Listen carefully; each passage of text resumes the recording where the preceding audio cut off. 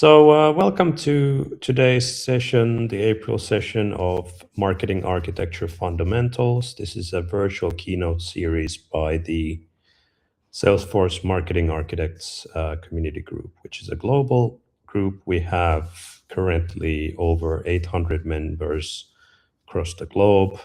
My goal and objective is to reach 1,000 members by the end of the year, but we're on the right track already, hoping to spread the news of and all the wonder about marketing architecture.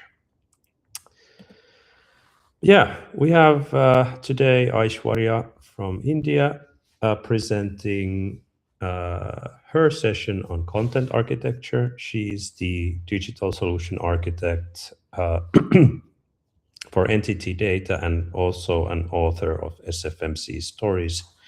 You can check her videos online on YouTube and subscribe there. I've listened to a couple of them and they're really, really good quality. So I highly recommend it. And in a month or so, we'll be joined by Pato Sapir from the US on journey orchestration best practices. And in June, we have Jenna Matson talking about data quality and hygiene. So as you can see, the whole keynote series is about these kind of really fundamental aspects of marketing architecture. And before I hand over the mic to Aishwarya, our today's speaker, just a couple of words. If you haven't already, please join our virtual group via trailblazercommunitygroups.com. You can just search for the virtual groups, and there you will find Salesforce Marketing Architects. You can click join, and then you will get automated responses when new events come up. And also click subscribe to the YouTube channel so that you get notified when we have recordings available. So every session that we do will be recorded and published on YouTube. Yeah, that's basically it from my end. And basically that's it. Aishwarya, the floor is yours. Thanks for joining.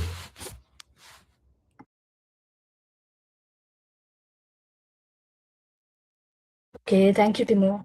Hello, everyone. Good morning, good afternoon, or good evening, based on the region from where you are joining.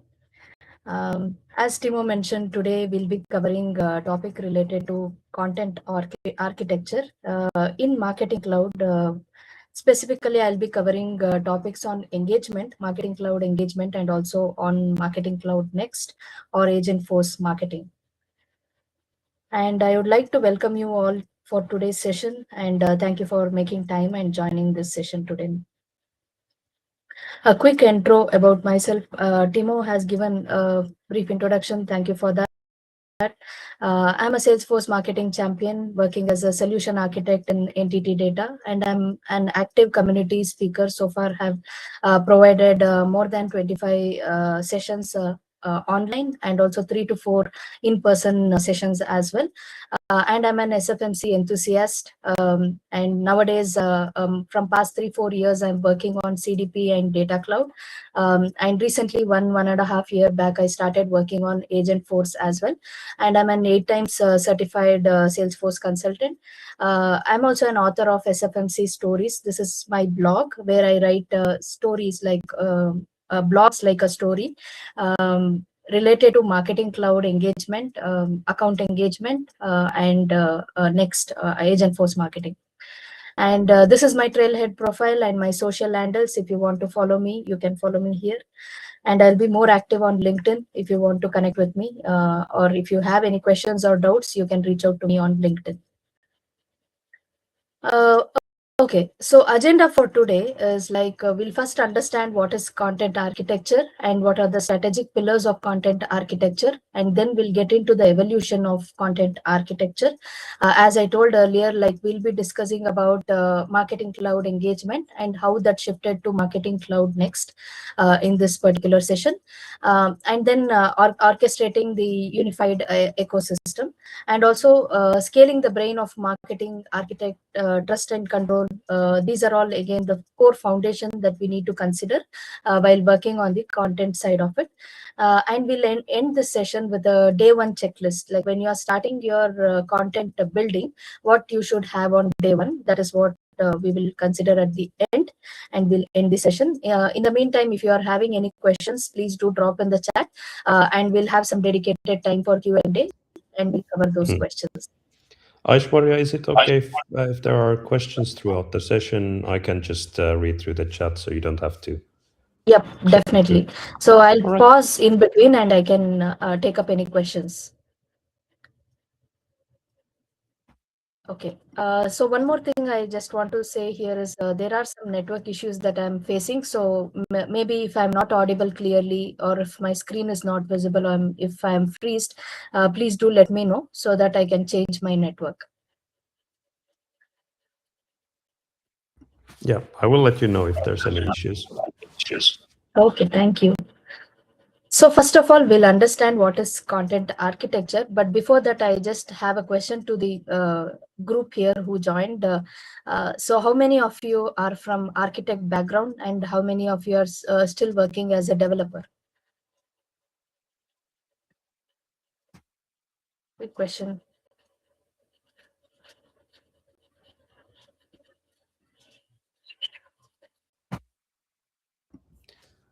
I think Chris Matthews said both, just don't have the title.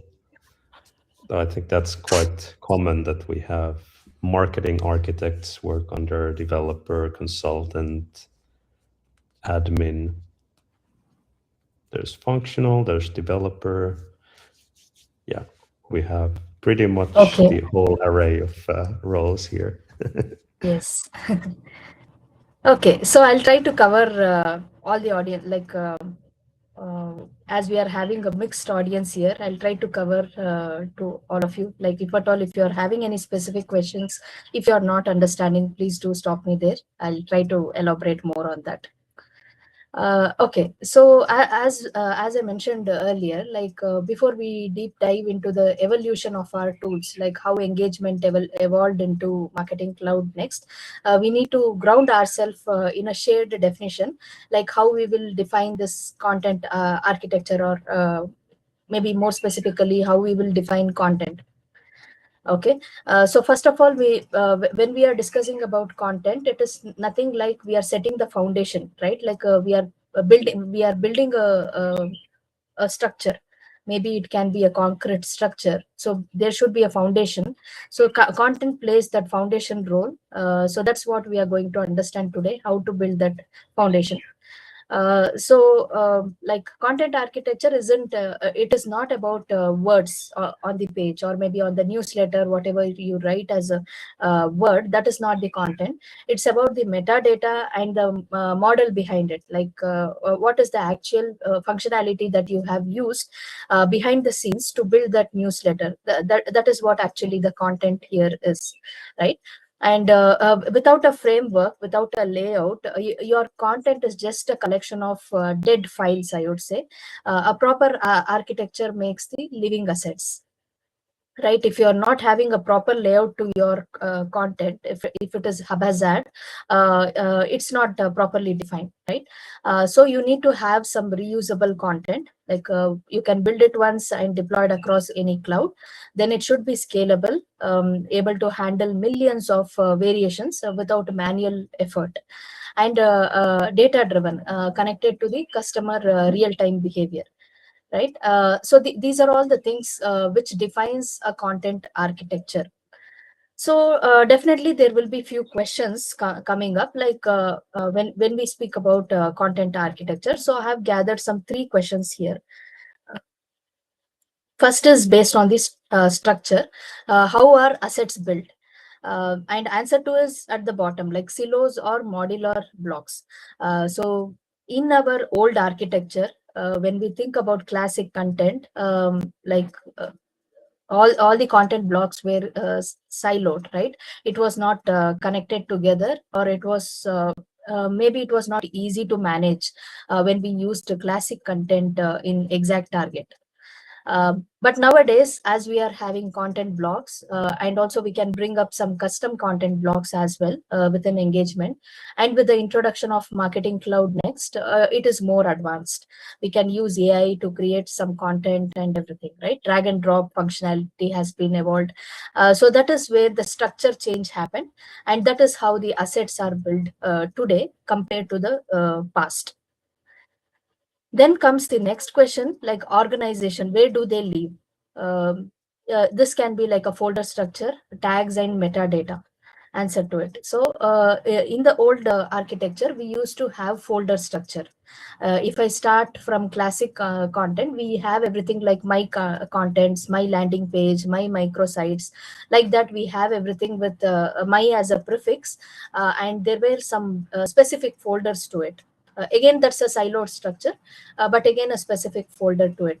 But nowadays, in the new architecture, we have tags, we have metadata. With a search of just giving a keyword to your AI, it can go and search which particular content you are referring to. So that is how powerful this has been evolved, and that is how the organization, like how you are organizing your files, how you are organizing your content has been evolved. I'll go deep into it in the later slides. Then the connectivity, how do they get to the user, right? Whether it's a batch processing or a manual thing, how we will get the rendering on the screen. That is also important. So again, going back to classic content stage, like when we had exact target in the beginning, I don't know how many of you are here from classic content period. Like it was almost 10-15 years back, we used to use classic content in exact target.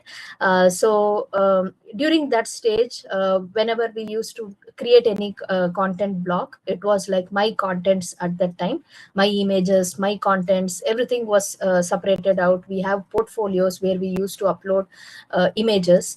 At that time, when I want to retrieve something from an data extension or something, it was not that easy. Even I believe the AMP came later stage. In the initial stages, we also did not have AMP. We also did not have SSJs. So it was maybe a few things were very manual, and connecting everything was difficult at that time. Later, as the technology evolved, as the system evolved, we got some new features added in every release, and we got AMP script, and we also got personalization string, everything getting added to the content, right? And now we have AI reasoning. So if I just give a prompt in the Agentforce asking to create a content like a campaign, it's just going to understand my natural language prompt, and it will go and search what I should bring to the screen, and it will just create a campaign brief or campaign for me. Again, a standard agent I'm saying, but if you're also willing to create a custom agent, you can definitely create one, which will help you in building your entire email structure as well, right? So that is how powerful this technology has evolved, and also the content, more specifically the content has evolved. Okay, now we'll speak about the 5 strategic pillars of content architecture. So first is scalability. You should go from left to right. So first is scalability. The primary goal of scalability was efficiency at scale, right? As in if I am uploading a 5 content block today, when I'm uploading like 50 content block, it should be able to process it, right? The system should be able to process it. It shouldn't stop. That is how the system should be designed. System means I'm speaking about the platform, Marketing Cloud Engagement, Marketing Cloud Next. That should be designed, and that's already there. Then powering millions of journeys with a single agile team, right? Usually when we work on the operational side, it will be not multiple teams working on a single journey. one single team, maybe with 2 or 3 developers is how the team will be structured. And maybe that one single developer might be working on one single complete journey end to end, or maybe two developers will be sitting together and working on that same journey. If at all, if this journey is very complex, if there are multiple components that needs to be connected, and if the journey of the customer or maybe the components that you are including, if it keeps on increasing, then again you need to bring a team structure which is more complex, right? And again with various skill set involved as well. So that is what this operational impact here means. Then coming to the consistency side of it, brand integrity, right? So when we speak about content, definitely there is a branding. The logo, the footer section, and maybe the header section, and the color palettes that you use, everything should be consistent across. Today, if you're using one color palette, and maybe after a week, if you're using a different one, maybe it might suit just to in the initial stages, just to check the pulse of the audience, which particular color palette they like, or which type of font size, fonts specification they like. But once you are set with something as standard, you need to follow that for the future. So that is here means the brand integrity. So single source of truth, that is what I mentioned as branding earlier. So we need to keep some single source of truth where I need to manage the email, SMS, push, whatever it is, like somewhere it can be, if you're not bringing it on the platform, at least in a Google Drive or in a SharePoint, you need to have that branding specification, so that all your developers can follow the same structure, same fonts, maybe the image specification as well. Maybe my hero image should have 600 pixel wide and 200 pixel height. So all my hero images should have the same width, same height. Maybe here and there for the testing purpose to do a A/B testing or something, you can use that variation, but still it's better to have a common structure across all your emails. Again, it varies, not 100%. I'm saying that every email should have a same replica of it. You can have like a multi-column layout as well. But again, from the look and feel wise, like the font size, font colors, and the font itself, font family which you are using, that should be consistent. And that is what we call here as branding. And again, the logo and the footer section, what you follow, everything should be consistent. Then coming to the reusability. Reusability, again, this is again from the content perspective or whatever you think of, not specific to Marketing Cloud Engagement or Marketing Cloud Next or anything other than that. Whatever you are building, it should be reusable. It shouldn't be like an ad hoc one or something like you're doing it today, but later you are not going to reuse it anytime. Like problem with that is you're just going to consume the storage. And again, now everything is on credit consumption basis. So again, you're going to consume your credits as well. So that's where you need to plan accordingly so that you will have the reusable contents in place. Okay, so that is coming as a modular efficiency, so which we'll be discussing later. So build once, deploy anywhere, atomic blocks used across all channels. I think we are not up to that stage today. Even in the Marketing Cloud Next also, we are having separate content for separate channels. But the future state, I believe that is where we are going to reach. Like one content, if I'm creating for email, that needs to be adaptable for SMS, push, WhatsApp as well. So one-time creation, I just need to check which channel I'm going to send this particular content to. Then coming to personalization. So again, intelligence engine today, but in the past it was not the case, but today it's an intelligence engine where I can personalize my content based on the data that I'm getting from various touch points. And as in Marketing Cloud Next, we have Data Cloud as foundation, or Data 360 as data layer. So we can connect multiple touch points together, and we can bring every details about a customer in one place, and we can make use of those details in our email for personalization purpose. right? So that is where personalization comes here. And in past we had this AMP we had personalization string. Personalization string was giving us some minimum information or standard profile info attributes, but later came the AMP script where we had everything together. Like if I want to bring some data from a data extension, I can just bring it and I can display it on the email. So that is how it evolved. But now we have data graphs coming into picture for personalization in Marketing Cloud next, so which will help in mapping any real-time data that I already have in Data Cloud that I wanted to display on my email. Then coming to governance, again, who wants to access what? Whether my everyone in my marketing team, whether they have the full access to some content. Um, yes, in the past, everyone has same access unless and until you restrict them from the roles and permissions. Here also the same thing, right? In future also we have similar type of structure where we have permission sets, where we have roles, where we have profiles, which will manage the access to some content blocks or content or maybe email, landing page, forms. Uh, Again, from the global standards via permission and approval. Yeah, I think that I discussed this. So before I step into the next one, any questions? There's a couple of questions in the chat, Aishwarya. So there's one from Maud Parnell.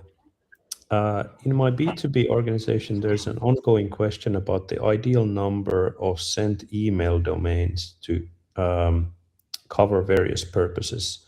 So they have, I guess, 4 specific subdomains, one for marketing, one for operational, third for sales customer success, and fourth for billing and finance. So how many do you think a typical enterprise or SMB organization needs? How many domains? Okay, so typically I have seen maximum of 3, but I don't know whether we can accommodate 4 here. But again, I have seen 3. Maybe for the internal team, they will use a domain, and for marketing purpose, they will use something, and for service related, they will use a different email domain for sending out the emails. But again, I'm not sure about whether we can use 4. But again, this depends on the license that you purchase as well.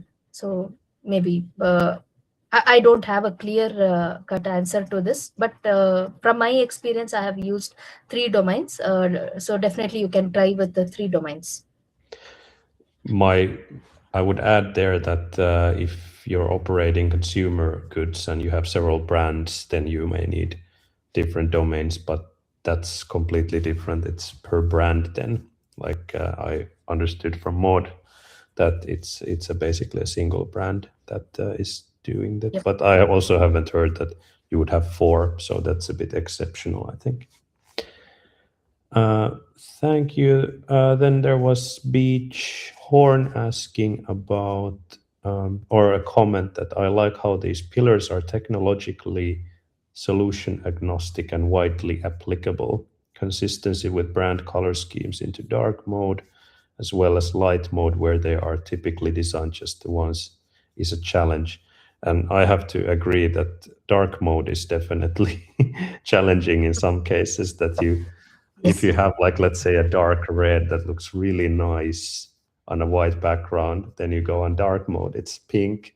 It's like, yeah, Right. you have to always use like a tool like Litmus or something. Or what do you suggest how to best account for dark mode? Okay, dark mode. Maybe I believe they are already using the dark mode, right? So if at all, if I have a question like how that needs to be used, definitely we need to rely on the CSS class where we can switch to the dark mode. And some tips that I can suggest here is whenever you're designing your content, or maybe you're designing your email, maybe keep it compatible with both both modes, like whether you are using a light mode or a dark mode, the content should be something easily changeable or transferable. One situation where I encountered this is like my customer was having maybe a dark gray shade of font behind a white background, but when we switched it to a dark mode, like white background turned to a black, but the darker shade of gray did not turn to be a proper whitish one. It was still gray, a lighter tone of gray, which was not properly visible on a dark black background. So again, when you are using this color palette, you need to choose wisely so that your color pop up when you are turning it to a dark mode.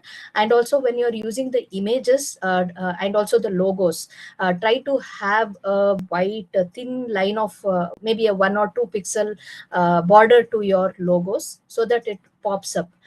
Not only for the logos, any images that you are considering, which is like a PNG image or anything with a lighter background, which you want to see it on a darker mode, use some light colors as a border.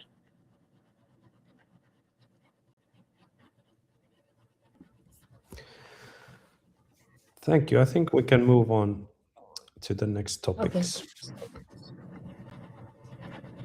And maybe on the dark mode itself, we have some articles around this on Email on Acid website and also on the Litmus. So if you can refer, they have explained in detail how you can make your content visible on both the modes perfectly fine.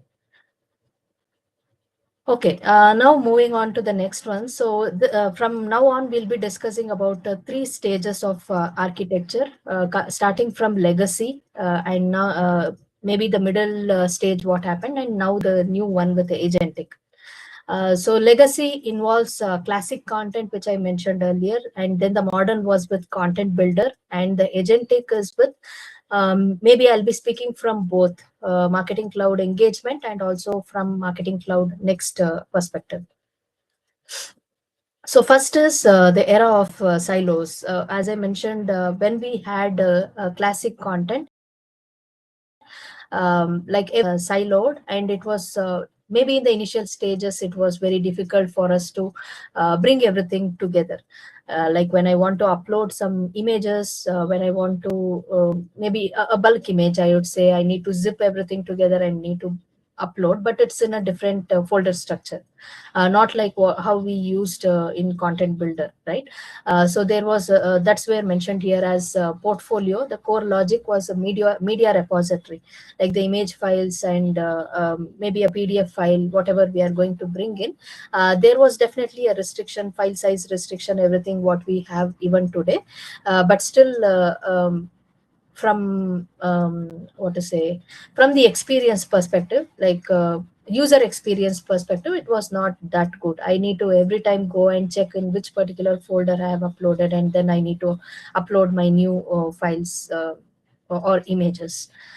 Yeah, and coming to the classic emails or classic templates, again there was a separate folder structure for that, and again we had some static HTML files where everything was maybe every component of an HTML was in one single email, like what we call that as HTML paste, right? So HTML paste was there, and everything in one single go, you are going to paste it, and you'll see that as a preview, and you need to send. And the structure of that UI was also very classic, I would say, a very old model. And a classic template, again, it was not that much responsive, or maybe it was not helpful at that time. There were definitely, we had a lot of issues to fix when it was a very complex email, when we need to do maybe drag and drop. We did not have much at that time. It was everything that you need to create manually with some coding structures itself, and stacking, reverse stacking and all was not that easily possible. Definitely you need to use HTML to bring that reverse stacking within the classic content. So that is how the era of silos, or what we have as classic content, was earlier.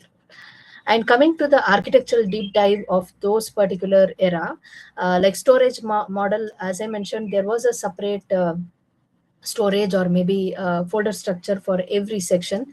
Whether it can be images, we call that as portfolio. For emails, again, we have my emails. For templates, we had my template. Even for data extension, even for even today we are using the same structure what we had for data extension in the past, right? But I'll not speak more about the data side here. But again, a few things are still there, like even you can see the reference of exact target even in the URL of your login, like when you're logging in for Marketing Cloud engagement.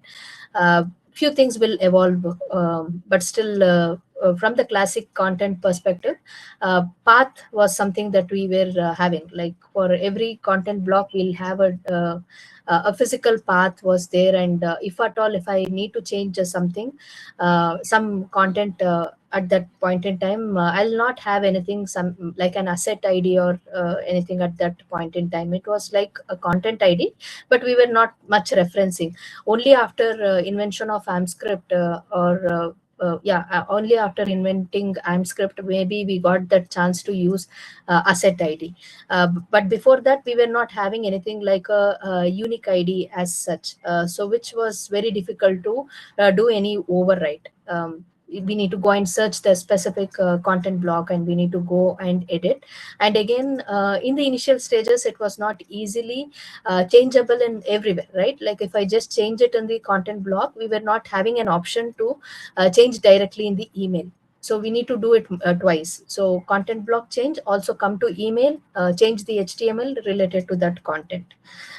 So it was again a tedious task in the past.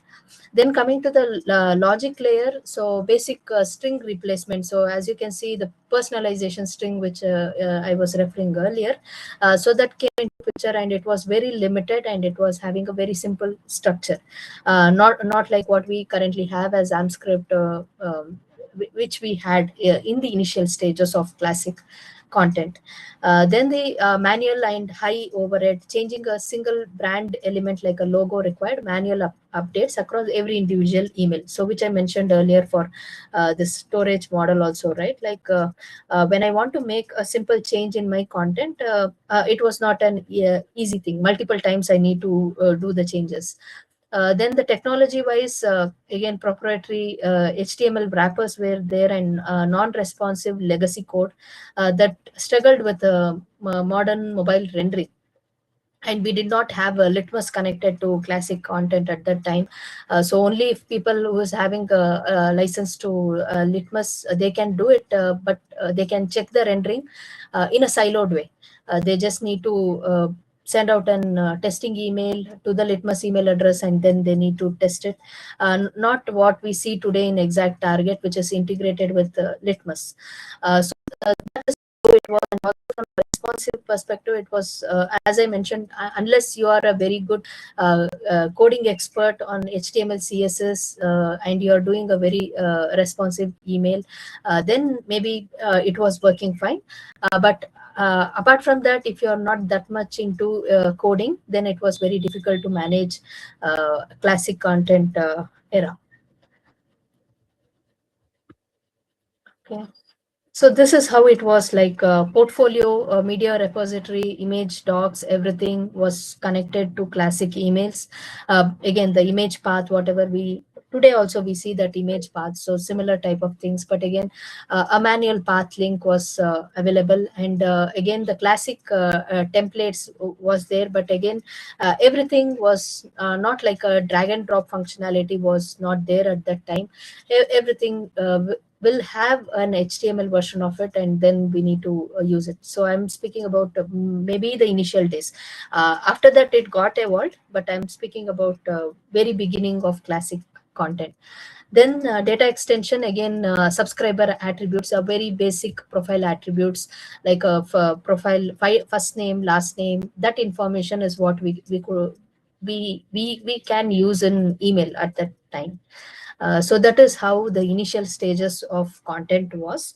And as we can see, the limitation here is we did not have a unique ID for every content that we create, and the file name based referencing was not there, and high manual effort. As I mentioned, you should remember each and every bit of every path, every folder structure, so that you can go and reference the exact folder structure, make changes to it. Then coming to the second stage, where we have content builder coming into picture. As time evolved, like classic content evolved to content builder. Again, classic content was there even for few years or so, once the content builder was introduced. Here it was like more user friendly, and people can create their own folders, and they can drop the images and files wherever they want. Like if they want, they can create a dedicated folder structure for images, templates, emails, like that, or else they can drop it in whichever folder they would like to have. So I usually follow a structure, like whenever I create any new campaign or new email, as such, I'll follow a basic structure, like four folders: one for images, and one for email, one for template, and one for archive or anything that we need to test. So all the images will go into my image folder. Whatever email I'm creating, that will go into email folder, and template will go into template. And instead of archive, you can also create a content block folder, and you can keep all your content blocks within that folder. But if you're using an archive or testing folder, within the email folder itself, you can place your content blocks. It's up to you. Or if you want to create one more folder for content blocks, you can do that way as well in the content builder. Here comes the atomic components. Like as just now I told, like you can create a multiple folder structure, and you can build your content blocks in one single folder. And you'll have a naming convention and everything. If you want to search also, we have the search box there. And if you remember the content block ID, you can go and search with the content block ID, which is called as asset ID. That was evolved in content builder. Then coming to the dynamic content of it, blocks can react to data extension. It can react to profile attributes. Like based on some changes on the data points, we can bring up the dynamic content. Then coming to the code snippets, if I'm doing something reusable, if I want to place my AMP script, SSJS, and for my developer use, if I want to place some reusable content, I can definitely use code snippets. Then coming to the storage model here, here we call it as a unified library, because content builder acted like a unified library. Everything was sitting within content builder. Again, we had the tagging as well. If you can see, maybe on the right hand side of the exact target, marketing cloud engagement content builder, we had some sections where we can tag our assets as well, which was useful for searching something. Then the logic layer related, like script based. Now we have a proper AMP script. We had SSJS and GTL as well, guided template language, for real time assembly at the moment of open.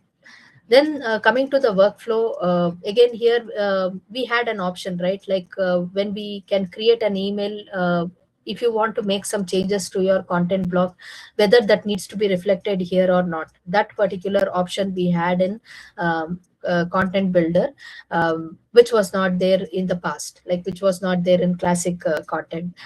So we can update up to 1,000+ emails instantly, whichever is using the same content block. Then coming to cross-channel compatibility, again, email, SMS, push, cloud pages, maybe a smart capture form also, which we could have been easily created with the invent of content builder. So that is stage 2 for you. And this is how it was. Like a data source is nothing but a data extension that we had, and within content builder we had a unified library where we have all the content blocks sitting, and we had some asset ID also. Here is just a random number 102938. A random asset ID was also available for us, and which again, for every section, if you want to build something for email, something for SMS, push, or cloud page, you could use this asset library, and or maybe a content builder to create it within the same what to say UI, or within the same storage area. So here Logicus, it was an asset-centric and multi-channel reusability, immutable ID referencing. So these are some key points related to stage 2. Okay, I'll quickly cover stage 3 and I'll come to any questions if we have. So now we are in stage 3, which is an agentic era. Here I'll be blending both. When I use Marketing Cloud engagement and when I use Marketing Cloud Next, how this works, right? When we use Marketing Cloud engagement, definitely Content Builder, whatever I discussed, that is still going to stay. But on top of it, if you are going to connect to an agentic version of it, you definitely need to work on Cloud Page. You definitely need to have an SSJS component there, and you need to definitely know API related things to connect maybe the prompt builder to Marketing Cloud engagement to establish that connection. And whatever prompt you are writing, it is based on the instructions that you provide in natural language. So you can provide any kind of instruction. Maybe if you want to build an email with the same structure every time, you can give that as an instruction. So prompt builder or agent will help you to create that email structure as well. And if you want to run create a data extension, again, you can give a proper instruction to your agent so that it can create a data extension based on your instruction that you provide. But here the connectivity or how it is getting created, it is based on the API and also the payload that you pass.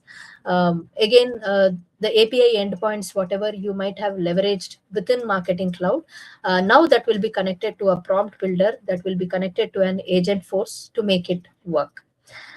So definitely in Marketing Cloud Next, Data Cloud is the foundation or data layer, which will hold everything related to data.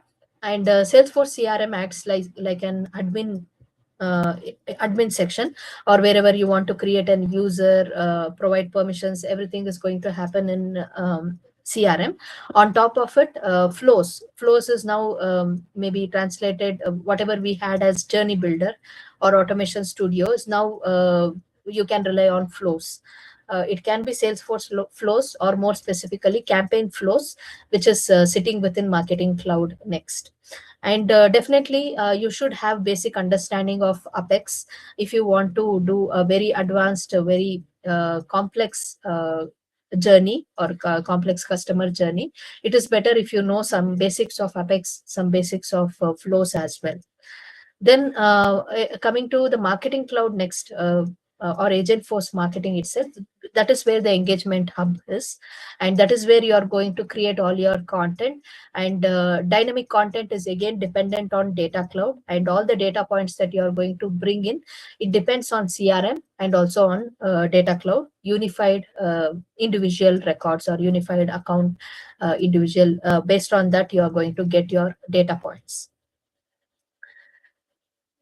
So yeah, I think I covered everything, whatever needed for the architectural deep dive as well here. So moving on, this is how it is structured. So at the bottom, you can see native metadata, machine readable knowledge, global governance. So that is the foundation layer. On top of it, we have a specific workspaces, which is managed by Salesforce CMS, content management system, which will have a storage for you to upload any images, any content blocks, any emails, SMS, WhatsApp, whatever you're creating, that will be sitting in this marketing workspace. Then the single source of truth, again, once you publish that particular content, you will generate a URL which you can reference in your emails or landing page or forms. Then comes the unified editor or Agentforce co-creation. We have Einstein co-create, that is what mentioned here as Agentforce co-creation. With the help of Einstein, you can just give a prompt to it and it can create a placeholder template for you, placeholder email for you to add your actual content or actual images to it. Okay, so that is what the new agentic era is bringing in Marketing Cloud or Marketing Cloud Next, to be more specific. So this is how it would look like Data Cloud, where you have the unified foundation of data. And if you want to do some searching based on the knowledge articles or maybe a PDF file that you have uploaded, there comes the unstructured unstructured knowledge, or the RAG that comes into picture, which will bring you the data. And also CRM, if you are connecting a Service Cloud or a Sales Cloud, and if you want to bring that data, if you want to trigger some automation based on some field changes or attribute changes, you can do that here. And that will help you in sending out emails, SMS, WhatsApp to your respective audience. So Segment is based on Data Cloud. Data Cloud will help you in creating the audience list. Okay, so yeah, a quick flow on how this looks like in the new system. Like campaign brief, you're going to define, you're going to provide the goals, segments, and AI guardrails. Guardrails is nothing but the instructions that you're going to provide and the restrictions that you're going to provide to your AI. Then the Salesforce CMS for building the knowledge assets, and a flow for the operational things, like how you want to run your journey of the customer. Then the Agentforce for autonomous conversation. If you are not up to that Agentforce section, you can stop only up to the third section itself, only till Salesforce flow itself. No need to use Agentforce. But again, if the business has been evolved and if you want to use Agentforce, definitely you can do. And we have a campaign creation agent out of the box, which you can leverage. And we do have multiple features on this Agentforce now, like web curation and all is also there, which will help in multiple features. Again, as this is not related to Agentforce, I'll not speak much on that here. Okay, now scaling the brain of marketing. Here is a comparison. Aishwarya, like there what was we a had. question, quick question, maybe Maud asked in the chat. You said that in the stage 2 tags were in the storage model architecture, in stage 3 agentic. So is there still some relevance to using tags? Tags, yes. Even today, even in agentic, tags are being used. But in stage 2, it was maybe newly introduced, right? We had that tags and also campaign associations, and one more, something related to campaign. I'm not getting that right name, but again, something related to campaign, which was there in Content Builder. Even today, we have the tag structure, and also we can search based on the metadata in Marketing Cloud next. Hope I answered the question. And those tags and metadata itself will help us in identifying, maybe if you are asking Einstein to create a content, maybe if you want to refer a previous similar kind of email that you have created, you can use that tag name and you can leverage it. But maybe it is not that advanced what we have in Marketing Cloud engagement, but it's going to be evolved more, like the tagging, whatever we have. And we do have Einstein tagging, I think. Yeah, Einstein tagging in Data Cloud more specifically compared to Marketing Cloud next.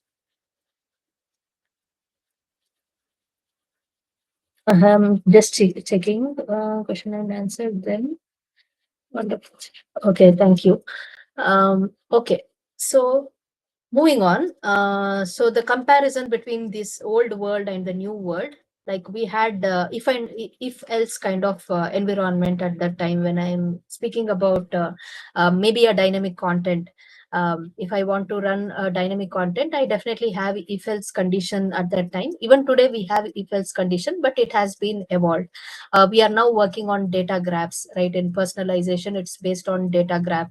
Again, you can set up multiple rules there, and based on the rule set, you will get the what to say, the output, or maybe the rendering of the content. And then the primary tool in the old world was scripting and folders, but here in the new world, it's based on the brief. Everything that you want to have in one particular campaign will come together, sit in one single structure that we call it as campaign brief. So you can have a landing page there, you can have a form, you can have your email, you can also have your flow, and the target audience whom you are sending to. Everything will sit in one particular brief or briefcase, I would say. That is actually the advancement that we have in the new world. And coming to the data role, like display attributes, what we had, like personalization string or the profile attributes, now that is based on the grounding, like AI grounding you can use, and also the RAG, which I was mentioning earlier. If you have a PDF file, if you want to search something from that file, if you want to create an email based on that particular PDF file related content, you can generate an email. You just need to give the proper keywords in your prompt, so that Einstein can go and search the respective content, and it can generate an email content block, or maybe an email structure itself for you, even the subject lines itself, and also the variations that you can see in the subject line. Again, it depends on the data graphs, which will help you in generating the different data points, data attributes. Then the output, again, it was a static send. Now it becomes a dynamic conversation. And with the invention of Agentforce marketing, we have two-way conversation now. No more we will have do not send replies for any marketing email. They can definitely respond back, and there will be an immediate response going to the customer. So that is how the output has been evolved. Briefly plug here. So if you're interested in hearing more about this two-way email conversation, we had a session in February with Brandon, and that's still on YouTube. I already shared it earlier in the chat. So yeah, if that's an interesting topic, we covered that already in February. But yeah. Yeah, make use of that particular. Yeah, I have just 2 slides to cover. So yeah, make use of that particular content. Go through that YouTube video. I think it would be really interesting, as Brandon is covering it. So yeah, two-way conversation is what we can see even in emails and also in WhatsApp, SMS, whichever channel you would prefer. Coming to the last sections, where we are having this trust and control, right? Like governance part of it. You need to set the right guardrails to your AI, so it will not hallucinate, it will not bring some wrong information to the table. So that setting clear boundary is important. Then Einstein trust layer, like whatever we earlier had, like tokens. Maybe in the past we had the tokenized sending, everything in engagement, marketing cloud engagement. Maybe marketing cloud next is not evolved that much today, but still it is dependent on data cloud for bringing in the PII masking and the toxicity scoring. Everything it's based on the prompt builder and the model that you use, and you can restrict the Einstein trust layer, and which are all the PII information, personally identifiable information, which you want to mask. That can be set within the Einstein trust layer. So that is also can be leveraged in your marketing cloud email sending purpose as well. But again, you need to do some customization there. It's not completely out of the box when you are using the PII information on your email content. Then digital wallet, very, very, very important thing, because now everything is converting to a credit consumption model. So earlier it was based on the subscriber volume or contact volume model, but now it is based on the credit consumption. How many emails you create, how many subscribers you are having based on that, and also how many identity resolutions that you create on data cloud. Everything will have a price attached to it. So based on that, the credits will be burned. So whenever you're architecting the design, you should be very careful, and you should be very optimized, so that you'll get a proper output, and also you're not going to burn much of your credits. And the last section is the checklist. So first is a structural integrity, like whatever, I'll just club everything or consolidate everything what we discussed so far in this particular slide. So definitely you should have the structural integrity, which is I term this as a Lego foundation, where you're building the blocks. So deconstructing emails and landing page into small reusable content block within the CMS workspace, which can be reusable. And the naming convention plays a major role. So keep some standard naming convention across every content that you create. So whoever is going to come later stages to that environment, they can make use of those content with a proper naming convention. And please use a description as well, so that whoever is new to the system, they will understand what that particular content is all about, where they can leverage that particular content. Then data connectivity, again, the dynamic things which we discussed earlier, like the data graph, everything comes into picture here. And again, it plays a major role, right? Like when you are bringing in an email, now definitely now we have the personalization. Now we need to create an email in such a way that it's personalized. Only then you'll get more opens, more clicks. So the data plays a major role. Even if it is a content, you need to bring in the right data set into your content. Then agentic readiness, again, we have the campaign briefs based on the semantic data that you are going to give, like it will give you the right set of output and the goal that you are going to set, and you're just going to give every instruction in a natural language. And agent, which has a reasoning engine behind, that is Atlas reasoning engine, which will understand it and it will give you the output. Then the contextual asset retrieval. So you have said something earlier, someone asked me a question related to tags. So this is where the tags comes into picture. It's not like a direct tag, but again, this is how you can retrieve your assets, right? Like in the CMS, you just need to, if you want to retrieve a particular asset, you're just going to give the instructions, or maybe a prompt in a natural language, so that your agent will give you the right set of response. Currently, it's helping in creating a campaign based on some past creation. If you want to retrieve, you can retrieve with a keyword, as I mentioned earlier. Then coming to the guardrails again, which we covered just before this slide. So you need to give a proper restrictions to your AI, so that it will not hallucinate, or it will not bring some random information on the table. Then the consumption model, again, Data Cloud is in picture, and even the Marketing Cloud Next or Agentforce Marketing is related to the consumption model itself. So you need to monitor that accordingly. And now we have some new features also announced in TDX, where we can leverage, where we can check how many things, like how many emails we can create, what we have consumed, and we have the alerts also that you can see, like based on the alerts, the threshold. If you're going beyond the threshold, you will get the alerts as well. So that is about content architecture. Now question time. So again, I think we are over time already, but if you have any questions, any quick questions which we can answer, we can pick it up, or else you can reach out to me on LinkedIn, where I can connect with you and discuss if you have any questions.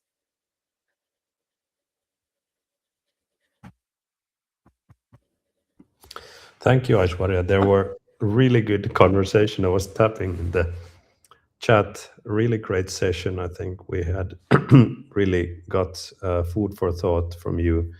As always, like people were sort of discussing in the chat that does it make sense to transition to Marketing Cloud Next in a regulated industry? And I don't think there's like a one right answer, but maybe for a regulated industry, my point of view would be that if you already have Marketing Cloud engagement, I would be a bit careful in the transition at least. It does make sense to do a proof of concept, right? To see like where the things are at. But as far as the kind of like gap analysis and parity goes, it's kind of difficult to find up-to-date information because Salesforce is constantly updating Marketing Cloud Next. And I mean, they just released the dedicated IPs, for example, for Marketing Cloud Next. So yeah, it's you still find content online with the old information, so it's easy to find outdated information, so to speak. But what is your suggestion? Should people just jump in? Nextdoor. No, no. First of all, as Timo mentioned, just do the gap analysis. Like definitely, it is still in the like it's keeping baby steps. Like Marketing Cloud is now just in the initial stage. It's not that matured. When you compare to an enterprise platform like Marketing Cloud Engagement, Marketing Cloud Next is or Agentforce Marketing is very new, and there are a lot of things that needs to be evolved. And every release you will see some new updates. Now we have a business unit introduced. We also now we can leverage AMScript within Marketing Cloud Next. So those are all something they are bringing in every every release, right? So right away, if you want to jump, maybe I would also agree with Timo. It's not a good idea. First of all, you do some POC, and we have Marketing Cloud Engagement Plus, which is a license offered for existing Marketing Cloud Engagement customers. So if you want to transition, you can use that particular license. Learn the gaps, like whatever you're having today, whether you can create all the journeys, whether you can create all the emails, SMS, push, everything in. I don't think so push is supported, but again, you just check everything is possible in Marketing Cloud Next or not. Only then you switch. Don't right away switch to Marketing Cloud Next. And again, from the skill set perspective, you should know Data Cloud, you should know Salesforce CRM, at least the basics of it, like the admin side of it, flows, Apex. Again, that's an advanced, but again, you should know basics of Salesforce CRM. And I would also add that the transition will be more difficult, significantly more difficult if you're transitioning from Marketing Cloud Engagement. But if you're using Pardot, then the parity is basically already there. I can't like really say if there are actually currently any features that don't have, let's say, a matching or replacing feature or capability on Next for Pardot. So there, it's more of a no-brainer, I think, to start using it. But thank you. As said, we're already over time. I really